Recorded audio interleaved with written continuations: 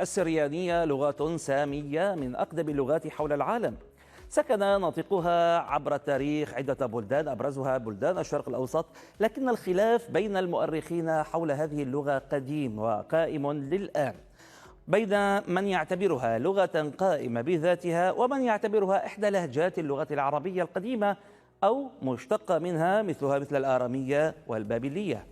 الخلاف اللغوي التاريخي هذا يبرز اليوم بشكل أوضح، وذلك بعد أن أصدرت منظمة تدعى أولف تاو بيانا تستنكر فيه تصريحات قديمة لوزير الثقافة محمد ياسين صالح عبر شاشة تلفزيون سوريا، يقول فيها إن السريانية من اللهجات العربية، ويعتبر البيان أن معلومات وزير الثقافة غير دقيقة بل ومضللة وتشكك في اللغة، وأيضا تشكل مساسا بالهوية اللغوية والثقافية للشعب السرياني.